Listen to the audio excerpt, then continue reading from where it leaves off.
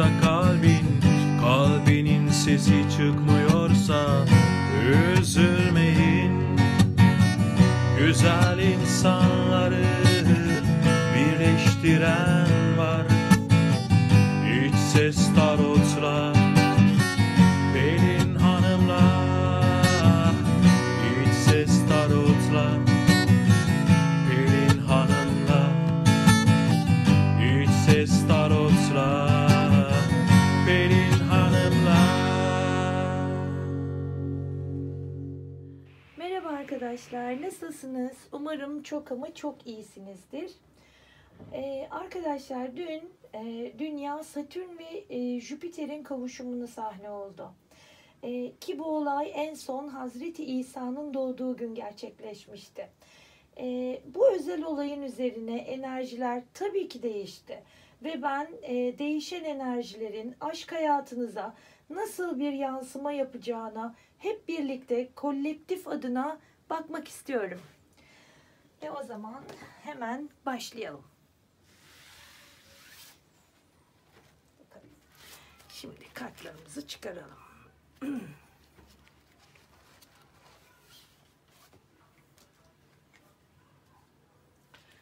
Kartlar.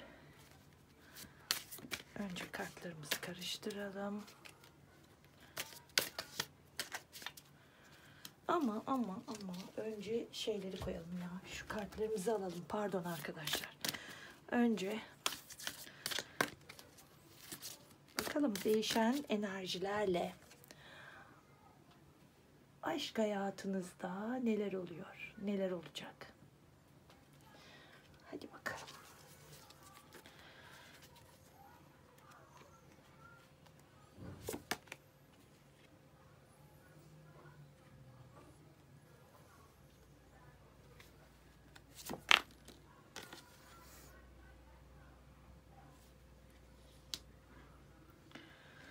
Heyecanla çekiyorum. Çünkü gerçekten bu enerjiler bakalım bize neyi verecek.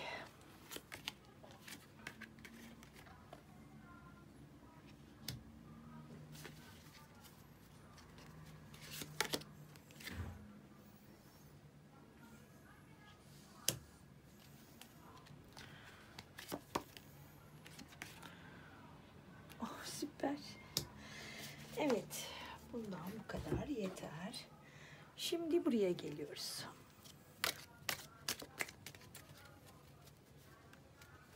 Bunları biraz çekmek zor ve şu şekilde alacağım.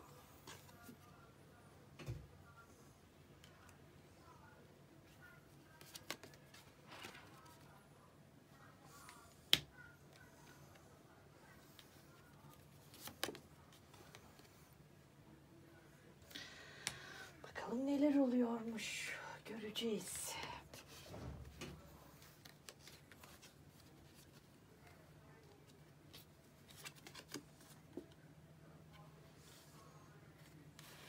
Şunu alalım. Elimden kayıyor kartlar arkadaşlar. Çok fazla 200'lük bir deste bu. O yüzden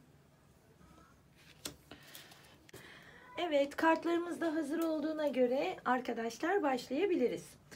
Şimdi ilk olarak gelen kartımız, şöyle size de göstereyim. Şaman kartı. Ben kamerayı göremiyorum arkadaşlar, o yüzden düzgün gösteriyor muyum onun da farkında değilim. Şimdi burada arkadaşlar gökyüzü tanrısı ve güneş tanrısı resmedilmiştir. O yüzden gösteriyorum. Hatta arkada bir şahin ve burada da bakın bir çiçeğe dikkatinizi çekmek istiyorum. Şimdi size bunu anlatacağım. Şimdi dediğim gibi burada gökyüzü tanrısı ve güneş tanrısı resmedilmiş arkadaşlar. Ve bu bize değişen enerjilerle birlikte aşk hayatınızda otorite ve güç sahibi olacağınızı fısıldıyor. Her ikisinin de şahinle bağlantılı olması ise artık aşk hayatınızda bir netliğe kavuşacağınızı, görüş netliğine kavuşacağınızı ve bakın şamanın yanında dediğim gibi o çiçek ise Güney Afrika'nın ulusal bir çiçeği arkadaşlar.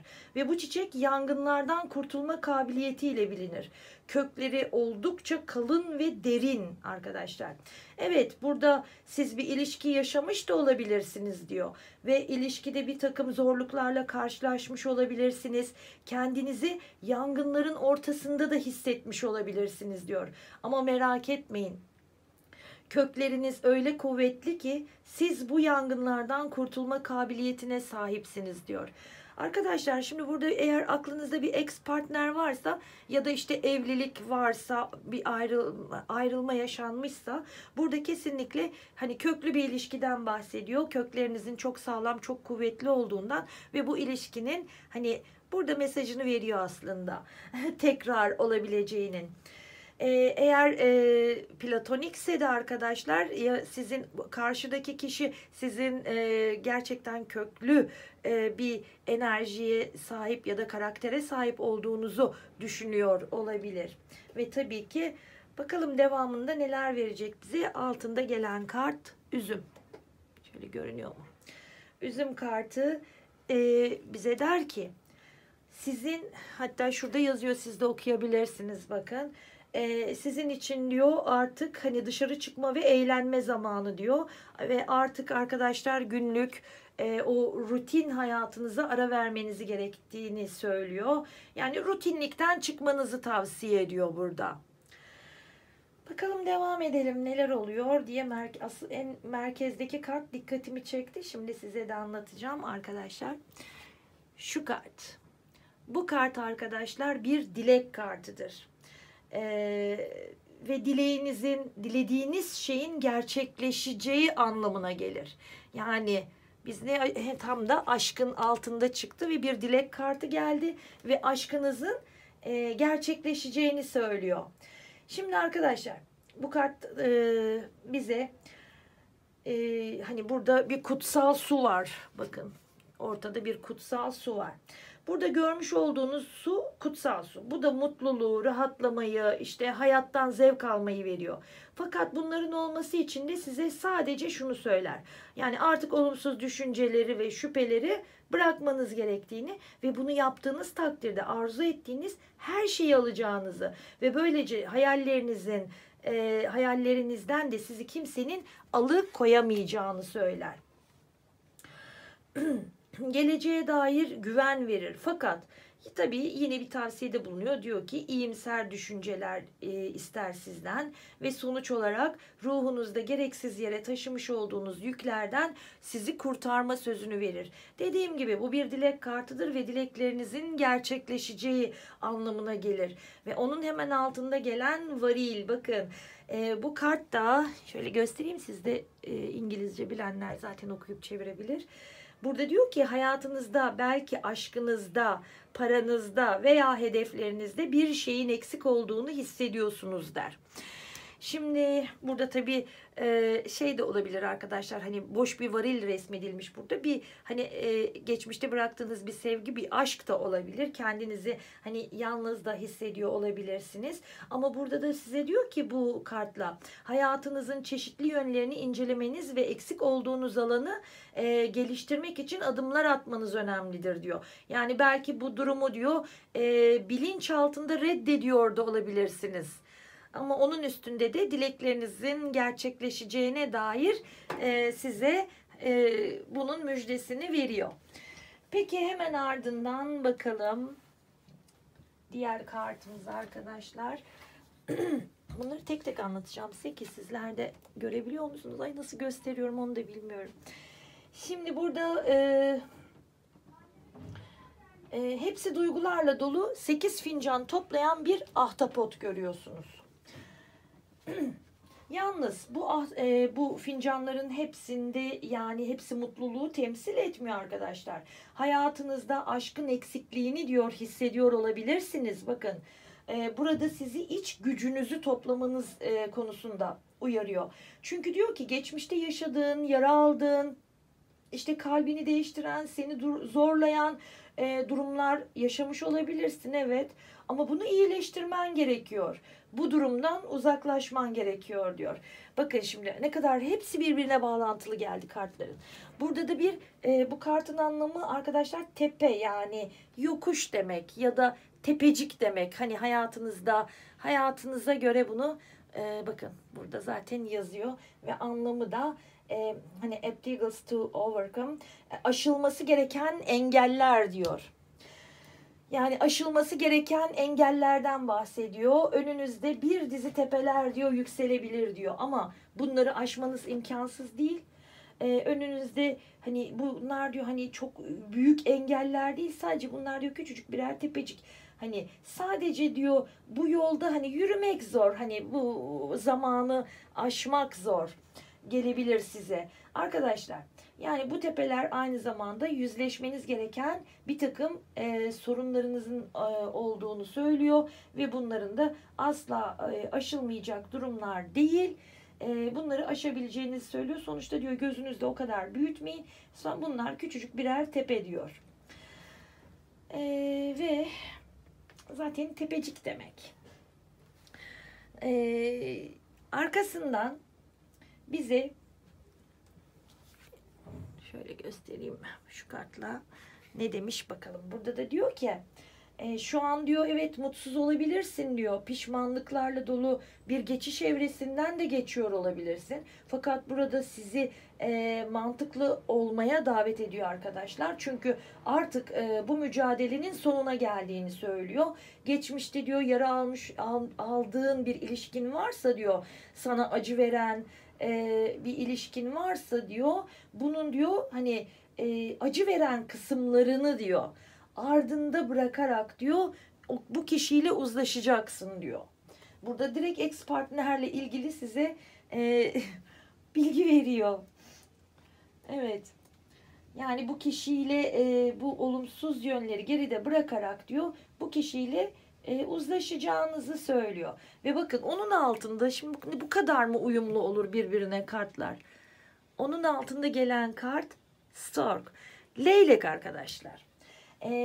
Leylek bize neyi verir? Bakın burada zaten yazıyor. Pardon, siz de okuyun istiyorum. Doğum haberleri ve yeni bir iş ortaklığı diyor burada. Ya da işte yeni bir fırsattan bahsediyor. Yeni bir ortaklıktan ya da işte bir doğumun haberini, aynı zamanda ya da bir yuvanın haberini veriyor. Yuva kurmaktan bahsediyor. Arkadaşlar leylekler bize ilkbaharın müjdesini verir değil mi? Yani hayatınıza artık baharın geleceğinin müjdesini veriyor. Aynı zamanda Yunanca'da arkadaşlar stork kelimesi hani güçlü doğal sevgi anlamındadır. Yani leylekler aynı zamanda tek eşliliği ve sadakati anlatır. Yuvayı anlatır. Biz de burada zaten burada direkt geçmişten gelen kişiyle birlikte olma isteğinizi ve onunla bir iyileşme yaşanacağını söylüyor arkadaşlar. Ve hemen arkasından şimdi bakın hemen arkasından şu kartla görebiliyor musunuz? Şu kartla da bize yeni bir yaşamın müjdesini veriyor arkadaşlar. Yalnız burada çok enteresan geldi kartlar.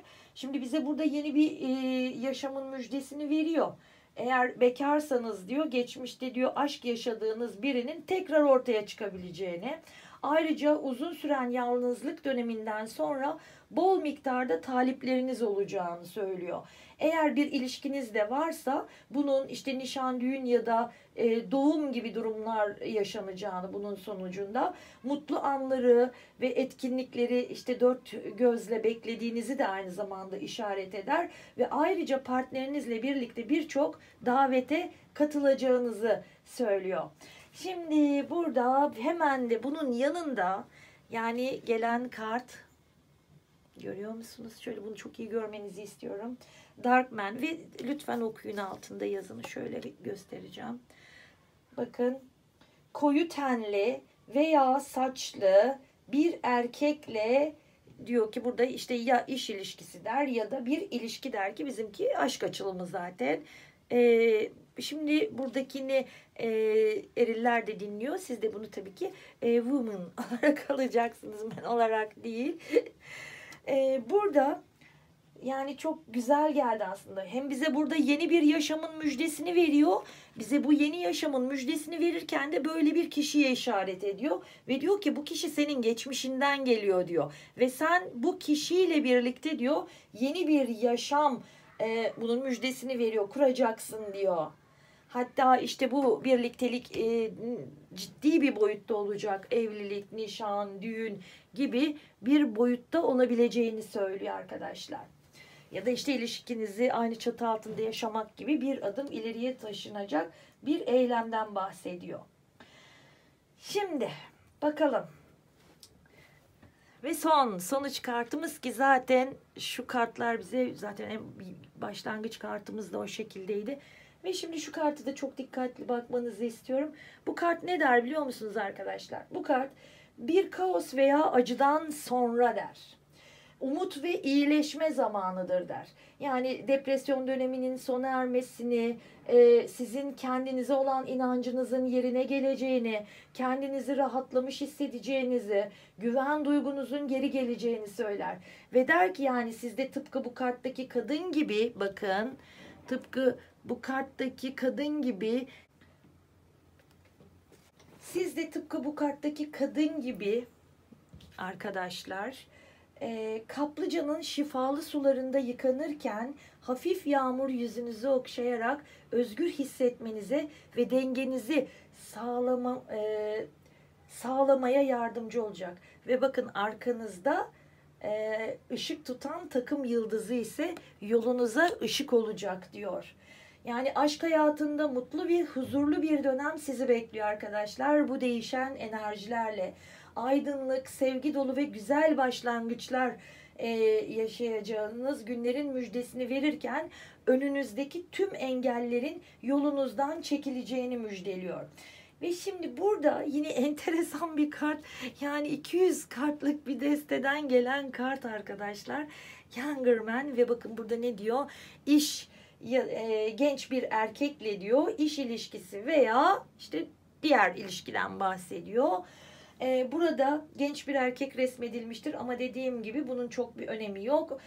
Aynı zamanda dinleyen eriller için de bu genç bir kadındır. Arkadaşlar ya da ruhu oldukça genç olabileceği gibi yaşça sizden daha genç birisi de olabilir. Bu kişi ile aranızda önemli bir ilişkinin olacağını söyler. Bu kart yıldız kartıyla birlikte geldiği için zaten bu kişinin ex partner olma ihtimali çok fazladır arkadaşlar. Çünkü bu kişiyle bir kaos ve bir yıkım yaşanmış olabileceğini ve sonra tekrar bu kişiyle bir başlangıç yaşanacağını söylüyor bize burada. Evet. Evet arkadaşlar, şimdi madem böyle o zaman hemen biz eril dişil kartlarımıza da bakalım mı? Hadi bakalım önce dişillerin kartını alalım. Bakalım bize ne söyleyecekler. Şöyle yapalım. Ah, siyahlar da karışmış buraya. Onu kaldıralım. Hadi bakalım. Sevgili dişiller, artık beni dinleyen eriller bunu dişilleri söylüyor gibi düşünebilir ya da işte siz düşünebilirsiniz. Hangisini alacağımı bilemedim şu an. Bunu mu alsam? Bunu alayım. Dişiller diyor ki ben hayattan neşe ve keyif aldıkça gönlüm ve yüzüm güler. Mutluyum ve etrafımdakilere mutluluk saçıyorum. Bir tane daha alsak mı? Şu da çıkmış gibi. Şimdi ruhum evrim geçiriyor diyor dişiller. Kalbimi senin sevginle keşfettim. Yaşamın kendisiyim. Kanımla, canımla ruhun evrenindeyim. Bir tane daha alacağım. 3-3 yapalım o zaman. Ve kader. Ben ilahi dişil enerjiyim. Kaderim benim elimdedir diyor dişiller. Bakalım eriller ne diyecek? Erillere de bir bakalım. Nerede eril kartlarımız?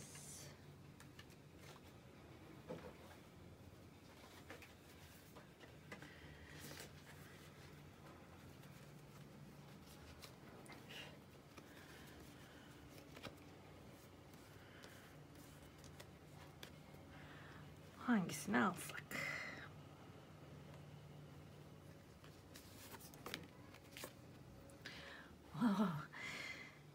Evet, erillerden size gelen mesaj. Benimle evlenir misin? Ruhumu değiştirdin ve hayatı damarlarımda hissettirdin. Senin varlığınla kendini keşfeden ruhumla sonsuza kadar dans etmek istiyor. Evet, bu şekilde. Ona da 3 tane alalım o zaman. Yapacak bir şey yok. Çok güzel. 5 numara. Galiba sana aşık oluyorum. Herhangi birini sevebileceğimden emin değildim ama seni sevdiğimi çok iyi anladım. Ve bir tane de zaten 44 bize arkadaşlar ruh eşliliğini, ikiz alevi, yani ruhsal bağlantıyı da verir.